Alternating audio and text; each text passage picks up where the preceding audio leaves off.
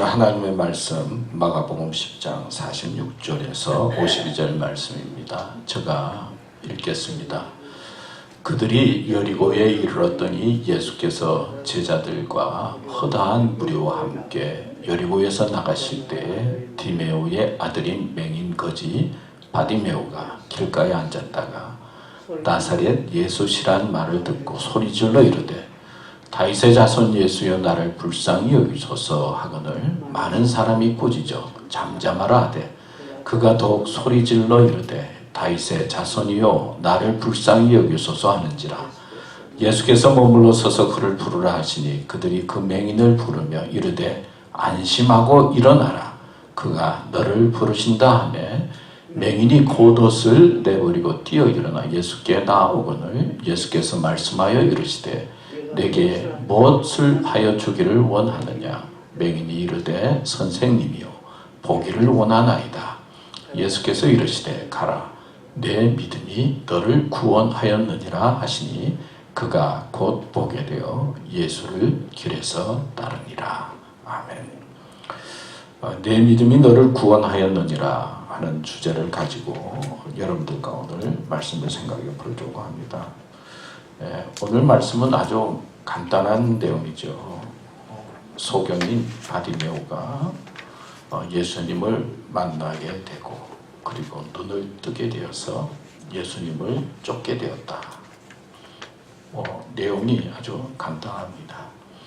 내용은 간단하지만은 그러나 또 다시 생각해 보면은 눈먼 소경으로서 앞이 캄캄해서 어둠 속에서 살던 이 바디메오라고 하는 사람이 예수님을 만나게 되고 그리고 예수님을 통해서 눈을 뜨게 돼서 앞을 보게 되었고 보지 못해서 거지로서 살던 그가 이제 보게 되어서 밝은 눈을 가지고 힘차고 아름답게 살게 되었다라고 하는 말씀인데요. 사실 바디메오의 입장에서 보면 얼마나 큰 변화이고 얼마나 큰 축복입니까?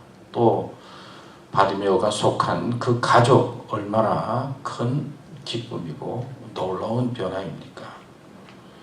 여러분 아시는 것처럼 미국에서 이제 병원에 간다, 치료를 받는다. 사실은 가면 아무것도 아닌데 참 가기가 쉽지가 않습니다. 참다가 대부분 병원에 가게 되죠. 그리고 병원에 가서 또 몸이 좀 그러면 또 처방을 받고 또 약도 타지만은 또 예약을 해서 또 전문 의사를 만나게 되고 또 검사를 하게 되고 또 기다려서 또 전문 의를 만나게 되고 또 좀 몸이 안 좋으면 그 다음에 수술을 하게 되고 이런 모든 과정들이 사실 참 쉽지가 않죠. 시간도 많이 걸리고 재정도 많이 들게 되고 그리고 치료를 받게 됩니다. 그래서 미국에서 참 병원에서 치료를 받고 수술을 받는다라고 하는 일이 참 시간도 많이 걸리고 쉽지 않다는 것을 우리는 알고 있습니다. 또 수술을 하고 난 다음에 깨끗하면 좋은데 참 깨끗하기가 쉽지 않은 것 같아요. 저도 수술을 받아봤지만 수술하고 난 다음에 금방 완전해지는 것이 아니라 또 수술하고 난 다음에도 뭔가 좀 몸이 찌뿌둥하고 휴유증도 있고 또 그래서 어렵고 힘든 삶을 살아가게 되는 것을 우리가 경험하게 됩니다. 근데 성경 말씀에 보면 예수님께서는 인간의 힘으로 고칠 수 없는 그런 질병들을 말씀으로 고치십니다. 그리고 저들을 건강하게 만드시고 하나님의 사람으로 살아가도록 이끄는 내용들이 참 많이 나옵니다. 인간의 의술로 고칠 수 없는 것들을 예수님께서 고치셨다라는 말씀은 어떤 의미에서 예수님이 누구인가, 또 예수님은 어떤 분인가 하는 것을 우리들에게 가르쳐 주시고 또 다른 면으로는 주님께서는 우리가 이 세상을 살아갈 때 건강한 모습으로 영육이 강건한 모습으로 살기 원하시는 하나님의 뜻이 있다는 것을 알 수가 있습니다. 오늘 말씀을 생각해 보면서 또 이 말씀을 가지고 세 가지로 제가 생각해 보았습니다. 첫째는 어둠에서 빛의 사람이 되라. 오늘 말씀에 또 보면 선생님이요 보기를 원하나이다. 예수께서 이르시되 가라. 내 믿음이 너를 구원하였느니라 하시니 그대에 보면은 곧 보게 되어서 예수를 길에서 쫓게 되었다 말씀하고 있습니다. 두 번째는 기회를 붙잡는 사람이 되라. 많은 사람이 꾸짖어 잠잠하라 하되 그가 더욱 소리질러 이르되 다윗의 자손이여 나를 불쌍히 여겨소서 하는지라. 기회를 놓치지 않고 그리고 기회를 붙잡는 바디메의 모습을 볼 수가 있습니다. 세 번째는 예수님을 따르는 사람이 되라. 그가 곧 보게 되어 예수를 길에서 따르니라 말씀하고 있습니다. 이 세 가지 면에서 오늘 말씀을 생각해 보려고 합니다. 첫 번째는 어둠에서 빛의 사람이 되라. 자, 어둠 속에 살던 바디메오가 예수님을 만난 눈이 떠지고 보게 되었습니다. 어둠을 벗어나서 빛의 사람이 되었습니다.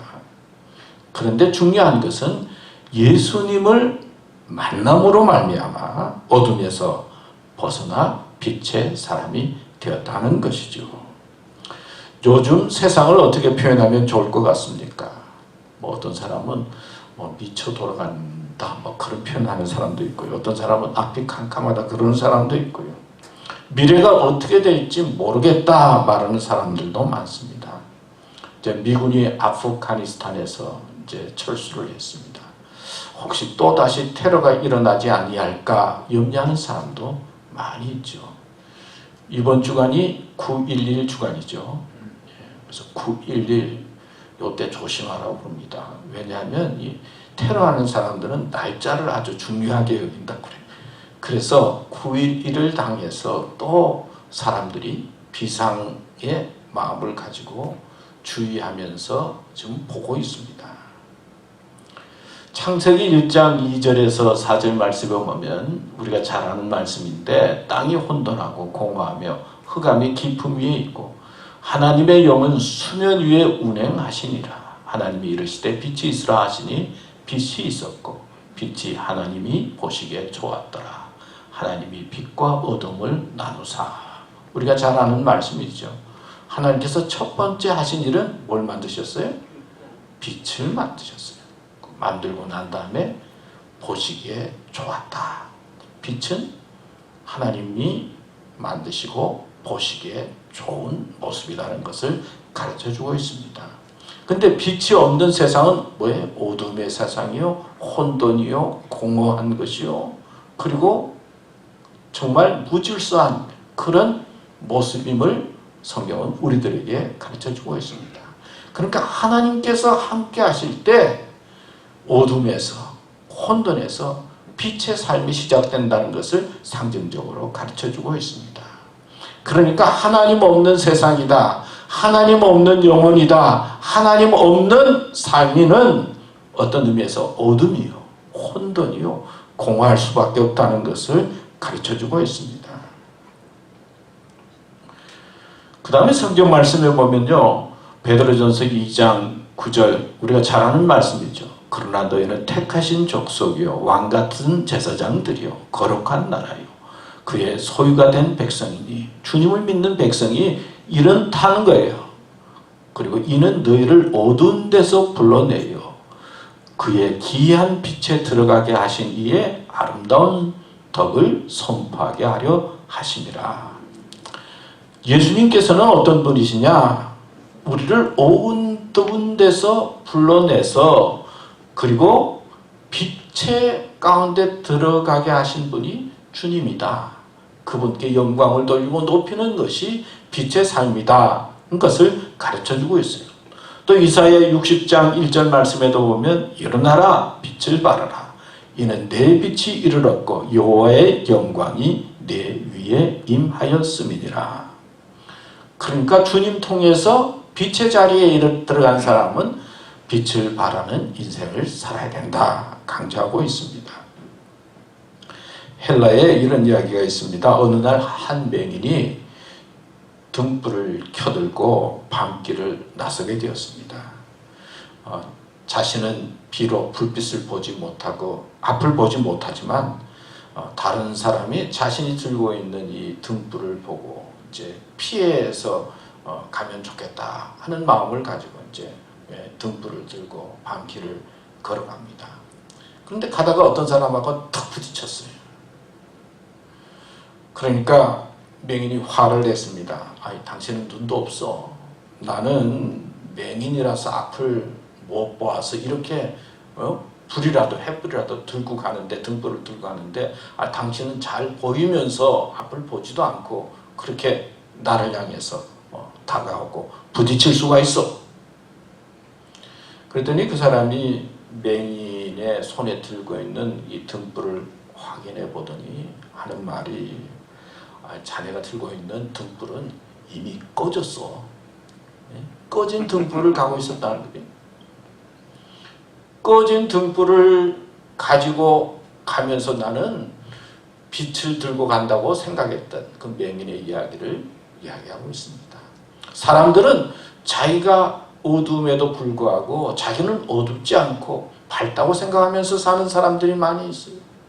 사실은 어둠 속에 있으면서도, 어둠 속에 방황하고 있으면서도 자기는 빛처럼 생각하면서 다른 사람을 향해서 이래야 된다, 저래야 된다 교훈하고 그리고 주장하는 사람들을 볼 수가 있는 것이죠. 여러분, 지금은 어떤 세대입니까? 한국이든 미국이든 21세기입니다. 최첨단 세대예요. 뭐 전화기 가지고 뭐 모든 것 다 알고, 그리고 또 뭐 TV도 보고 싶은 거 볼 수 있고, 또 인공지능 뭐 나와서 뭐 묻기만 물어도 대답도 하고, 참 세상이 최첨단 시대에 살고 있어요. 그럼에도 불구하고 가난하고 어렵게 사는 사람들이 얼마나 많이 있는지 몰라요. 이번에 홍수가 왔죠, 뉴욕에. 이름이 뭐죠? 그 태풍 이름이? 아이다. 아니다가 아니라 아이다더라고요. 아이다 폭풍이 와가지고 폭우가 내렸는데 80% 이상이 지하의 사람들이 그 폭우로 말미암아 죽었다 하는 신문 보도를 보았을 거예요. 높은 빌딩이 많이 있는데 폭우가 한번 쏟아지니까 우리는 잘 사는 줄 알고 높은 줄 알았는데 너무나 가난하고 어려운 사람이 많아서, 경제적인 어둠 속에서 사는 사람들이 많아서 비 한번 오니까 그렇게 많이 죽었다는 거 아니에요. 우리는 겉은 화려해 보이고 최첨단 시대에 살고 있다고 생각하지만은 다른 면으로 보면 어두움 속에서 경제적으로 힘들고 어려움 속에서 살아가는 사람들이 너무나 많이 있다는 것을 우리는 잊어버릴 때가 많이 있어요. 과학이 발달했다, 뭐 의학이 발달했다. 바이든 대통령이 이제 우리 7월 4일 독립기념일이 되면 우리 바깥에 나가서 파티합시다. 이 바이러스 이제 끝납니다. 파티합시다. 그래서 우리도 7월 달부터는 교회에서 그냥 밥에 먹기로 하고 그냥 뭐 파티할 준비를 했었잖아요. 아니, 대통령이 그 말할 때 그냥 혼자서 했겠어요. 의학자들과 과학자들의 자문을 받아가지고 그때쯤이면 백신이 나오면은 다 끝날 겁니다. 뭐 그러니까 발표했을 거 아니에요. 아니, 발표를 했는데 지금 어떻습니까? 옛날처럼 다 돌아갔어요. 그렇게 전문가들이 연구하고 뭐 백신을 맞아야 된다, 이래야 된다, 저래야 된다. 그럼에도 불구하고 지금 제일 잘 산다는 이 미국 땅이 델타 바이러스, 무슨 바이러스, 이름도 뭐 모르는 바이러스가 막 생기면서 얼마나 많이 지금 퍼져가고 있습니까? 그뿐만 아니라 사람들은 뭐 잘 살아야 된다, 뭐 행복하자, 뭐 건강하게 살아야 된다 그러지만 한쪽 표세는 아이고 죽고 싶다 마음과 영이 병들어가지고 모든 게 다 그냥 불안하고 염려스러워서 죽고 싶다 그런 어두운 마음을 가지고 살아가는 사람들이 얼마나 많이 있습니까? 그래서 자살자들이 얼마나 많아요. 남들은 열심히 살려고 하지만은 이제는 열심히 죽고 싶어서 방황하는 어두운 속에 살아가는 사람들이 너무나 많다는 거예요. 저들이 어떻게 그 어두움 속에서 일어나서 어떻게 빛의 세계로 나아갈 수가 있습니까? 과학의 힘으로 될 것 같아요? 경제적인 면으로. 성경 가버나움에 보면 4명의 친구들이 움직이지 못하는 중풍병자를 데리고 이제 예수님 앞에 옵니다. 근데 사람들이 너무나 많이 있으니 언제나 사람들이 문제예요. 살다 보면요. 가장 중요한 게 사람이면서도 언제나 사람들이 막혀 있어요. 우리 마음을 막는 게 사람이요. 막혀 있으니까 어떻게 합니까? 지붕에 올라가서 지붕을 뚫고 그 병자를 예수님 앞에 내립니다. 그때 예수님께서 중풍병자를 향해서 뭐라고 말씀하셨죠? 내 죄 사함을 받았느니라. 일어나 가라 그랬어요. 죄 사함을 받았다 말씀을 하셨다는 거예요. 영적인 어둠의 중심은 죄예요. 죄 가운데 가득 차 있기 때문에 죄로 말미암아 세상이 어두워지고 죄로 말미암아 빛을 향해서 나가지 못하는 거예요. 여러분 아무리 배우고 아무리 깨닫고 지식이 있고 가져도 왜 갈등이 많습니까? 왜 공허합니까? 왜 희망이 없습니까?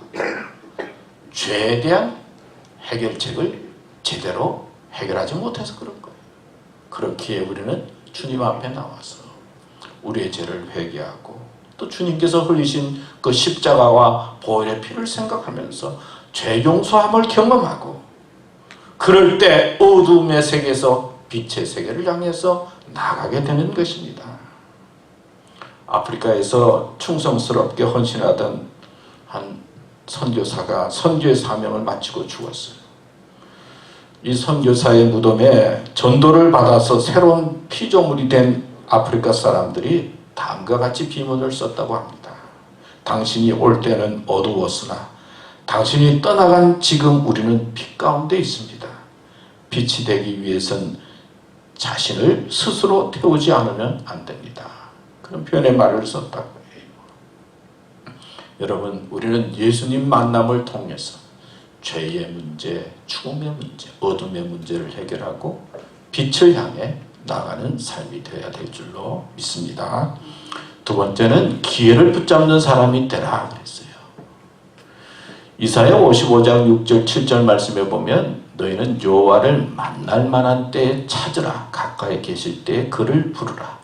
악인은 그의 길을 불의한 자는 그의 생각을 버리고 여호와께로 돌아오라. 그리하면 그가 긍휼히 여기시리라.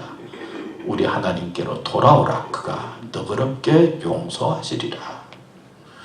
주님 믿는 것도 만나는 것도 기회가 있다는 거예요. 만날 만한 때에 찾으라. 주님 찾을 때가 있고 주님 만날 때가 있어요. 또 회개할 때도 있는 거예요. 소경 바리메오는 예수님을 만나 눈을 뜨게 됩니다.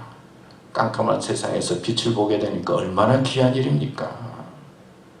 사람들은 눈을 떠 있지만 소경처럼 사는 사람들이 많아요. 보아야 할 것 보지 못하고 캄캄하다, 어둡다, 불안하다, 두렵다 그러면서 살아요. 근데 이 소경이 어떻게 눈을 떴습니까? 뭐 소경이 예수님께 돈을 드린 것도 아니에요. 뭐 특별한 준비를 한 것도 아닙니다.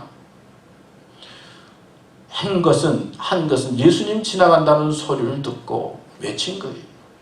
주위 사람들이 야 잠잠해, 고만해, 꾸짖어도 다윗의 자손 예수여 불쌍히 여기소서 하고 외칩니다. 이 외침이라고 하는 것은 다른 말로 기도라고 표현할 수가 있어요. 주님을 향해서 기도합니다. 외칩니다. 그런데 주님께서 외면하지 않으셨어요. 사람들은 막 막잖아요. 하지 말라고 조용히 하라고. 이 사람들이 또 문제예요. 언제는. 그렇지만은 그가 주님을 향해서 기도합니다. 외칩니다. 주님께서는 가던 길을 멈추시고 이 맹인 소경이에 와서 그를 고치지 않습니까? 주님께 기도하고 주님께 부르짖는 자에게 주님은 언제나 기회로 응답하세요. 기회를 주세요.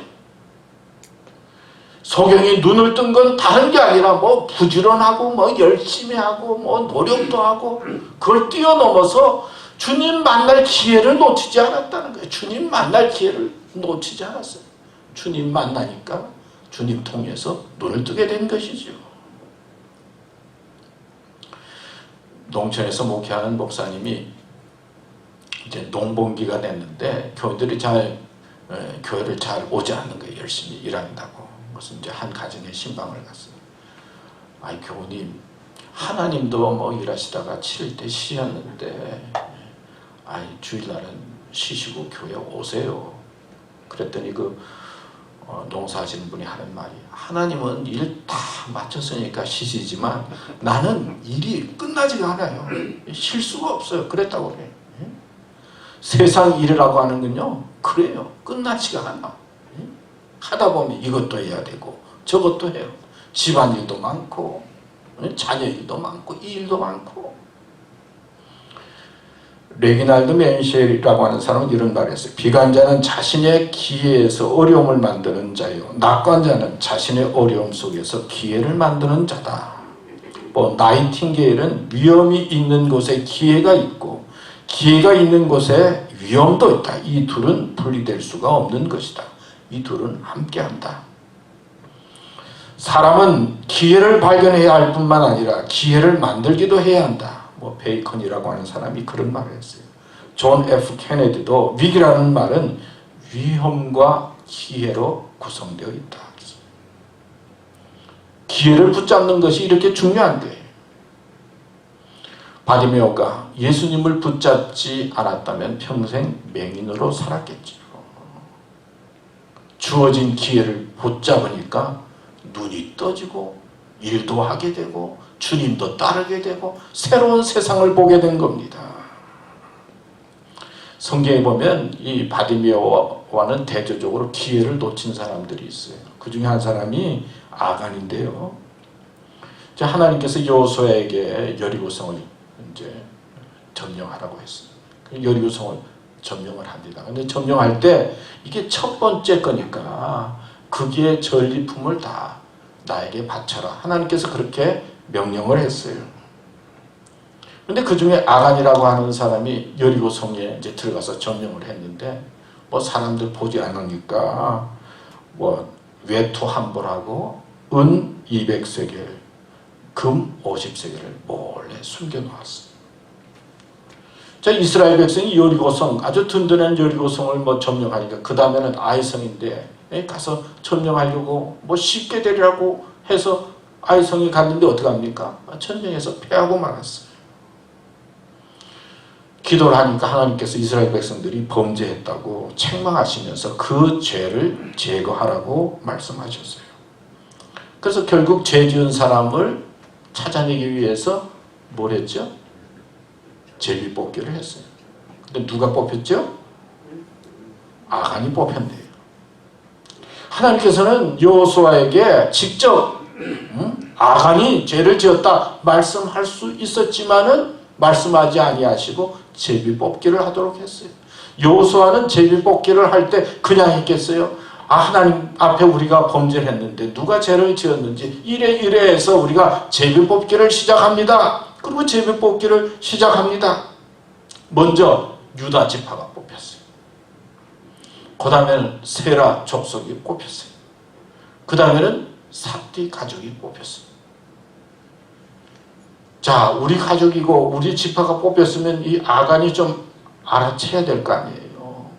자기 가족이 뽑혔음에도 불구하고 모른 척하고 있는 겁니다. 그리고 마지막에 아간이 뽑혔어요. 그래서 아간이 하나님의 심판을 받고 그의 가족까지 멸하는 말씀이 성경에 나옵니다. 제비를 뽑으라라고 하신 것은 하나님께서 아간에게 기회를 주신 거예요.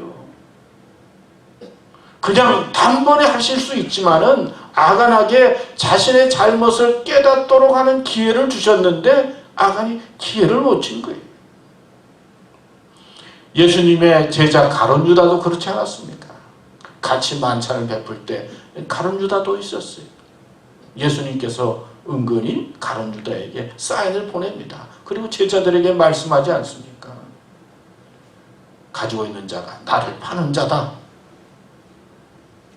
그럼에도 불구하고 가룟 유다는 회개의 기회를 놓칩니다. 하나님께서 기회를 주실 때 그 기회를 잡아야 돼요. 또 하나님께서 회개해야 된다라고 할 때 회개의 기회도 잡아야 돼요. 마태복음 22장 61절 62절 말씀에도 보면 주께서 돌이켜 베드로를 보시니 베드로가 주의 말씀 곧 오늘 딱 울기 전에 내가 3번 나를 부인하리라 하심이 생각나서 밖에 나가서 심히 통곡하니라. 또 요나서 3장 1절 말씀에도 보면 여호와의 말씀이 첫 번째가 아니고 두 번째 요나에게 임하니라. 이 말은 하나님께서는 우리에게 기회를 주신다는 거예요. 회개할 기회도 주시고 새롭게 하나님의 살아갈 수 있는 기회를 주시는데 기회를 놓치는 거예요. 영화 로마의 휴일로 세계적인 스타가 된 오드리 헵번이라고 하는 배우가 있습니다. 이 오드리 헵번이 이런 말을 했어요. 나는 내가 연기할 수 없을 때 연기 제의를 받았다. 내가 노래할 수 없을 때 환희 페이스를 부르라는 제의를 받았다. 내가 춤출 수 없을 때 프레드 아스테로와 춤추라는 제의를 받았다. 그 밖에 내가 준비되지 않았던 모든 종류의 것들을 제의받았다. 그때마다 나는 미친 듯이 달려들어 그것을 해내려고 노력했다. 이 말은 무슨 말입니까? 오드리 헵번은 자신이 부족하다고 생각을 했는데 그럴 때마다 자기에게 그것을 하라고 욕을 하면 그 기회를 놓치지 않고 열심히 했다는 거예요. 그래서 대스타가 됐다 그 말을 하고 있는 거예요. 자기는 못했다 할 수 없다고 생각하는데 상대방이 이것 하라 저것 하라 그런 요구를 할 때 못합니다 그럴 수 있지만은 주어진 그 기회를 놓치지 않기 위해서 열심히 해서 자기가 스타가 될 수 있었다 그런 표현의 말을 했습니다. 하나님께서 베드로와 요나와 바디메오에게 기회를 주신 것처럼 우리에게도 기회를 주시는 거예요. 또 우리 교회를 향해서도 기회를 주십니다. 그런데 어떤 사람은 기회를 붙잡아요. 어떤 사람은 기회를 놓쳐요. 바디메오가 외쳤다라고 하는 것은 기도의 마음을 가지고 기도했다는 것이죠. 하나님 앞에 간절히 기도하고 간구하고 찾을 때 하나님께서 주시는 기회를 우리가 붙잡을 수 있다는 것입니다. 우리 교우들은 하나님께서 여러분들 가정과 또 삶과 여러 가지 일에 기회를 또 주실 거예요. 기회를 놓치지 말고 기회를 꼭 붙잡아서 어두운 이 세상에서 환히 사는 삶이 되시기를 축원합니다. 마지막으로 예수님을 따르는 사람이 되라 그랬어요. 예수께서 이르시되 가라사대 내 믿음이 너를 구원하였느니라 하시니 그가 곧 보게 되어 예수를 길에서 따르니라. 우리가 잘 아는 마태복음 9장 9절에도 보면 예수께서 거기서 떠나 지나가시다가 마테라 하는 사람이 세간에 앉은 것을 보시고 이르시되 나를 쫓으라 하시니 일어나 쫓으니라. 갈라디아서 5장 24절 말씀에 보면 그리스도 예수의 사람들은 육체와 함께 그 정과 욕심을 십자가에 못 박았느니라. 또 우리 마태복음 16장 24절에도 이에 예수께서 제자들에게 이르시되 아무든지 나를 따라오려거든 자기를 부인하고 자기 십자가를 지고 나를 쫓을 것이니라. 저 어느 기록에 보니까요, 이제 해녀들이 이제 옷 수트를 입고 이제 해산물을 따기 위해 이제 바다 깊숙이 이제 잠수를 합니다. 이제 숨을 참아가며 열심히 해산물을 따는 거죠. 그런데 해녀들이 가끔 사고를 당한다고 그래요. 30년, 40년 물에 지냈으니까 수영을 못할 리가 없고 또 이 수트는 이 가만히 있으면은 물에서 뜬다고 그래요. 그럼에도 불구하고 사고를 당하는 경우가 종종 있다고 합니다. 근데 그 이유가 이렇다고 그래요. 해녀들이 이제 숨을 참아가면서 해산물을 따다가 이제는 이제 물 밖으로 이제 나가서 이제 숨을 한번 쉬고 이제 들어가야 되는 그 타이밍이 딱 되면요. 그때 저 밑에 대왕 전복이 보인다고 그래요. 수십만 원짜리 대왕 전복이 딱 보인다고 그래요. 그럼 우리 생각에는 이제 바깥에 나서 숨 한번 탁 쉬고 이제 들어오면 된다. 그렇게 생각하기 쉬운데 그 해녀들이 오랫동안 이제 바다에서 수영도 하고 지냈고 물속에도 있었고 그렇고 그러니까 자기의 경험도 있고 또 자기가 생각하는 것도 있고, 저 대왕 전복 저거 하나만 가지면 우리 딸내미 옷 한 벌 사줄 수 있고, 뭐 10만 원이 넘는데 막 그런 생각이 잠깐 든다고 그래요. 그래서 밖에 나가야 되는 그 순간에 자기가 이때까지 경험했기 때문에 대왕 전복을 향해서 간다는 거예요. 근데 인간의 뇌라고 하는 것이요, 그렇다고 그래요. 산소가 부족해지면 잠깐 뇌가 스위치가 탁 꺼진다고 그래요. 그러면은 옆에 있는 사람이 막 깨운다든지 뭐 이렇게 하면은 다시 이렇게 뇌가 이렇게 정신을 차리는데, 스위치가 딱 잠깐 꺼질 때 그 물속에 해녀 혼자 있잖아요. 잠깐 꺼지면은 그냥 그때 슬 간다는 거예요. 그래서 노련한 해녀들, 또 나이 든 해녀들이 젊은 그 해녀들한테 그런다 그래요. 하여튼 우리가 제일 조심해야 될 것은 욕심을 버려라, 탐욕을 버려라. 그런데 그게 잘 쉽지가 않다. 보이면은 그게 또 달라진다는 거예요. 그래서 드라마나 뭐 영화 같은 데 보면 요 마지막 한 탕만 하면 그러다가 잡히잖아요. 사람이 그렇다는 거예요. 조금만 더 하면, 한 탕만 하면 뭐 이제 된다.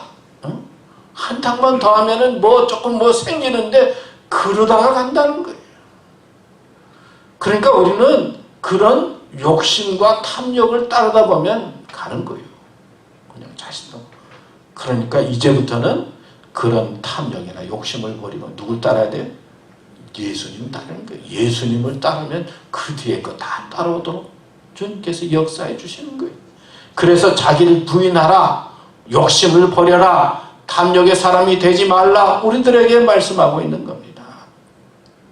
제가 설교를 이제 준비할 때 보통 이제 세 가지 면으로 많이 생각을 합니다. 첫째는 이제 성경 본문은 떠나지 말아야 되죠.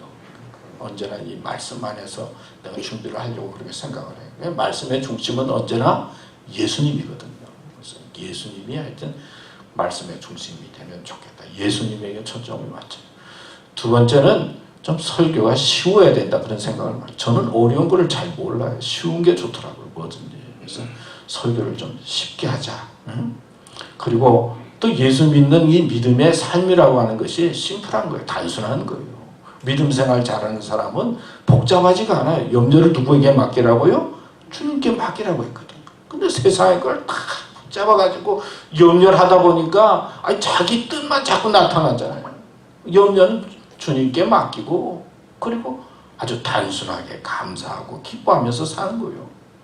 설교를 좀 쉽게 하고 단순하게 하자, 그런 생각을 많이 합니다.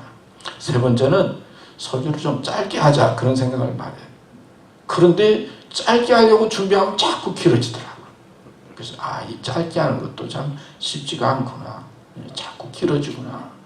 또 제가 싫은 게 자꾸 지루한데 길어지는 게 싫은데 그게 뜻대로 잘 안 돼요. 그래서 좀 짧게 하면 좋겠다. 오늘 좀 짧게 하려고 지금 그렇게 생각해요. 인생의 삶도 막 지루한 것보다는 아주 심플하고, 그리고 또 지루하지 않고 감사하면서 지내는 게 좋잖아요. 유튜브도 그렇지 뭐 그렇게 길면 그렇게 보게 되지 않더라고요. 자, 그런 생각을 하는데 가장 중요한 것은 언제나 예수님이 중심이 되는 거예요. 예수님이 중심이 돼서 우리의 삶이 심플해지고, 그리고 예수님이 중심이 돼서 감사하며 기뻐하면서 사는 것이 복 있는 삶이요. 그게 바로 빛의 삶이요. 또 예수님을 쫓아서 살아갈 때 예수님께서 우리를 빛 가운데로 인도하는 겁니다.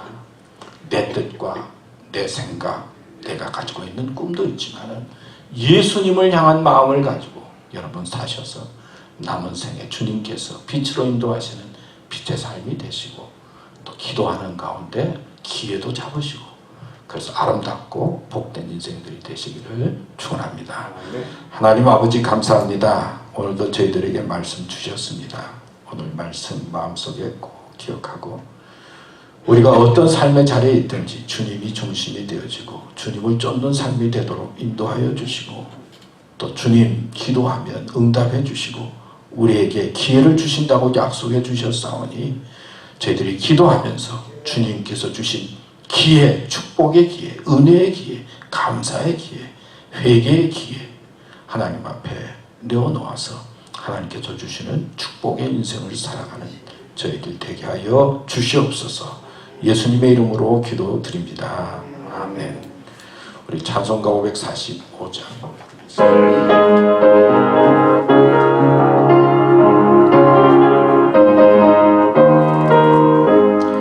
이 눈에 아무 증거 아니 배워도 믿음만은 가지고서 늘 걸으며 이 길에 아무 소리 아니 들려도 하나님의 약속 위에 서리라.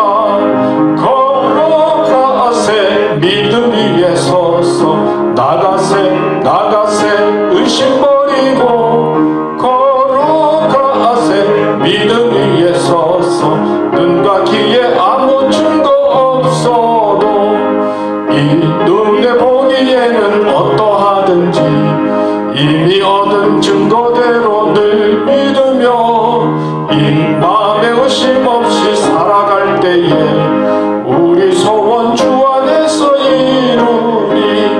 걸어가세 믿음 위에 서서 나가세 나가세 의심 버리고 걸어가세 믿음 위에 서서 눈과 귀에 아무 증거 없어도 주님의 거룩함을 두고 맹세한 주 하나님 아버지는 참 이쁘다. 그 귀한 모든 약속 믿는 자에게 능치 못할 무슨 일이 있을까. 걸어가세 믿음 위에 서서 나가세 나가세 의심 버리고 걸어가세 믿음 위에 서서 눈과 귀에 아무 증거 없어도. 하나님 감사합니다. 감사합니다. 주신 물질 구별해서 주님 앞에 작은 것이지만 정성의 마음으로 헌금을 드립니다. 주님, 저들의 믿음과 정성을 보시고 축복해 주시고 필요한 것 채워 주시옵소서. 또 드려진 헌금이 교회와 하나님을 위해서 잘 사용되도록 역사하여 주시옵소서. 특별히 우리 교우들 가운데 육신의 질병으로 힘들어하고 어려워하는 분들이 있습니까? 주님, 저들을 불쌍히 여겨주시고 긍휼히 여겨주시옵소서. 성경에 기록된 말씀이 성경에만 기록된 것이 아니라 우리의 삶 속에 드러나고 역사되어지는 말씀으로 인도하여 주소서. 치유해 주시고 강건케 해주시고 주님의 말씀의 능력으로 새 사람이 되어져서 하나님의 사람으로 살아가는 데 부족함이 없도록 강건케 하여 주시옵소서. 우리 교회도 함께 해주시고 이 땅 미국도 함께 하여 주시옵소서. 예수님의 이름으로 기도드립니다. 아멘.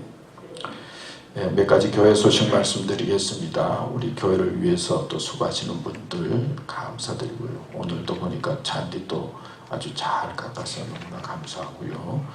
하여튼 교회를 위해서 수고하시는 분들 감사드리고, 또 우리 델타 변이 바이러스 때문에 뭐 아주 사람들이 너무 힘들어하고 있는데 꼭 마스크 쓰시고 조심하시면서 지내시면 고맙겠습니다. 교우들의 건강을 위해서 우리 기도 부탁드리시고요. 또 몸이 불편하신 분들 서로 위로하면서 격려해 주시면 고맙겠습니다. 오늘 예배 후에 잠깐 우리 당회로 모이겠습니다. 우리 장로님들 잠깐 나와주시면 고맙겠습니다.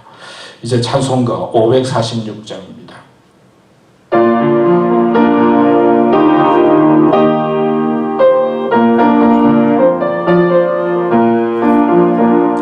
주님 약속하신 말씀 위에서 영원토록 주를 찬송하리라.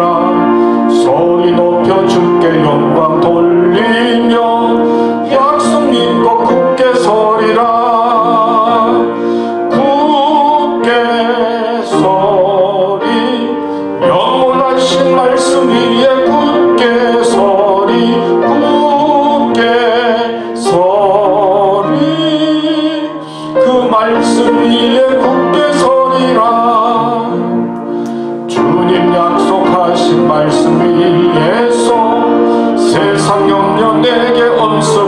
때에 용감하게 힘써 싸워 이기며 약속 믿고 굳게 서리라. 굳게 서리 영원하신 말씀 위에 굳게 서리. 굳게 서리 그 말씀 위에 굳게 서리라. 주님 약속하신 말씀 위에서 영원하신 주의 사랑 힘있고 성령으로 힘써 싸워 이기며 약속 믿고 굳게 서리라. 굳게 서리 영원하신 말씀 위에 굳게 서리. 굳게 서리 그 말씀 위에 굳게 서리라. 주님 약속하신 말씀 위에서 성령 인도하는 대로 행하며 주님 품에 항상 안식 얻으며 약속 믿고 굳게 서리라. 굳게 서리 영원하신 말씀 위에 굳게 서리. 굳게 서리 그 말씀 위에 굳게 서리라. 우리 같이 미국을 위한 기도하겠습니다. 사랑의 하나님 아버지, 오늘도 믿음으로 예배하게 하시니 감사합니다. 세상의 소식들이 우리의 마음을 불안케 하고 있습니다. 그러나 불안할 때마다 기도하게 하시며 하나님을 바라며 살게 하시옵소서. 바이러스19로 많은 사람들이 질병과 고통 중에 싸우고 있으며 태풍과 홍수로 모든 것을 잃은 사람들도 있으며 미군 철수로 남겨진 아프가니스탄의 불쌍한 백성들과 매일매일의 삶을 살기 위해 몸부림치는 가난한 사람들, 주님 저들 모두에게 평안함을 주시고 무엇보다도 이것이 평화로운 땅이 되게 하시옵소서. 하나님 아버지, 저희들에게는 주님을 사모하며 기도하는 마음을 주시며 나를 돌아보면서 정직하게 하시고 서로 사랑함으로 어려움을 함께 이겨 나가게 하시옵소서. 예배가 하나님께 영광이 되며 더욱 교회로서의 사명을 감당하도록 이끌어 주시옵소서. 육신의 질병으로 힘든 교우들 주의 권능으로 영과 육이 강건케 하시옵소서. 저희들은 언제나 연약하며 흔들릴 때가 많습니다. 그렇지만 주님을 항상 소망하며 믿음으로 살게 하시옵소서. 예수님의 이름으로 기도드립니다. 아멘. 우리 김정재 목사님 또 축복 기도해 주십시오.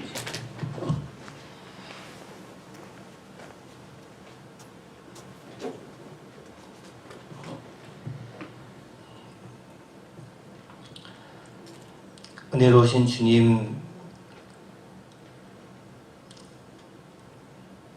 오늘 주님 앞에 귀한 예배를 드리고 다시금 세상으로 나아갈 때 예수님 중심의 삶 살아가게 하여 주시고 하나님 어둠 속에 나와 빛으로 나아가는 저희들의 삶이 되게 하여 주시고 그리고 하나님 주시는 그 기회를 날마다 붙잡는 저희들 믿음의 기회, 또 은혜의 기회, 기도하는 기회, 건강의 기회, 주님께서 주신 이 인생을 하나님의 뜻 가운데 살아가는 그런 저희들 삶이 되어질 수 있도록 인도하여 주시옵소서.